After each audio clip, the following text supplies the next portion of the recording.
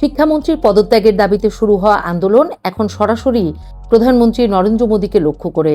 দিল্লির রাজপথে তাই নতুন স্লোগান, মোদীরও পদত্যাগ চাই।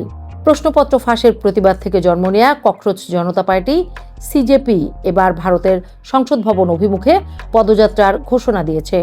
আর সেই কর্মসূচিকে ঘিরে রাজধানী দিল্লি যেন এক অদ্ভুত টানটান উত্তেজনার শহরে পরিণত হয়েছে। ভারতের শিক্ষা ব্যবস্থায় ব্যাপক সংস্কারের দাবিতে সিজেপির ডাকে হাজার হাজার শিক্ষার্থী, অভিভাবক, অধিকার কর্মী ও রাজনৈতিক নেতারা ঐতিহাসিক যন্তর মন্তরে জড়ো হয়েছেন। সংসদ অভিমুখে এই পদযাত্রার কোনো অনুমতি না থাকায় দিল্লি পুলিশ শত শত পুলিশ ও আধা সামরিক বাহিনীর সদস্য মোতায়েন করেছে। সভাস্থলে যাওয়ার সব রাস্তা ব্যারিকেড দিয়ে বন্ধ করে দেওয়া হয়েছে।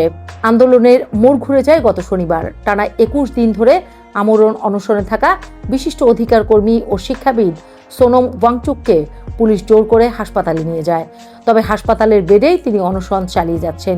এই ঘটনার পরেই সিজেপি তাদের দাবির তালিকায় নতুন সংযোজন করে।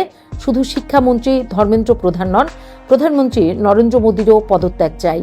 সিজেপির প্রতিষ্ঠাতা অভিজিৎ দীপক বলেন, এতদিন আমরা শুধু শিক্ষামন্ত্রীর পদত্যাগ চাইছিলাম, কিন্তু পুলিশের এই আচরণের পর এখন আমরা মোদীর পদত্যাগও দাবি করব। যন্তর মন্তরের মঞ্চে এক হাতে জাতীয় পতাকা, অন্য হাতে ভারতের সংবিধান নিয়ে দাঁড়িয়ে তিনি এই সমাবেশকে সিজেপির প্রথম বিজয় বলে আখ্যা দেন।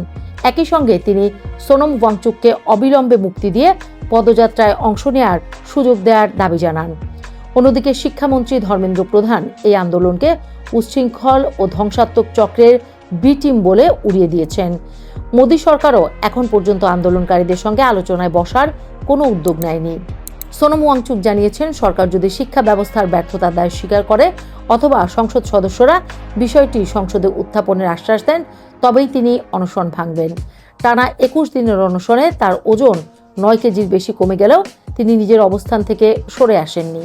মূলত মে মাসে নিট মেডিকেল ভর্তি পরীক্ষার প্রশ্নপত্র ফাঁস এবং পরবর্তী সময়ে বিভিন্ন পরীক্ষা বাতিলের ঘটনায় ক্ষোভ থেকে অনলাইন ব্যঙ্গাত্মক প্ল্যাটফর্ম হিসেবে সিজেপির জন্ম।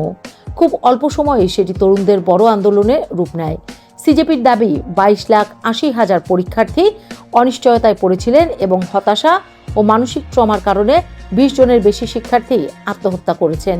দিল্লির পাশাপাশি মুম্বাই, বেঙ্গালুরু ও হায়দ্রাবাদেও একই আন্দোলনের সমর্থনে বিক্ষোভ ছড়িয়ে পড়েছে। প্রশ্ন এখন একটাই, এটি কি শুধু শিক্ষা ব্যবস্থা সংস্কারের আন্দোলন, নাকি ধীরে ধীরে মোদী সরকারের বিরুদ্ধে নতুন রাজনৈতিক চ্যালেঞ্জে রূপ নিচ্ছে?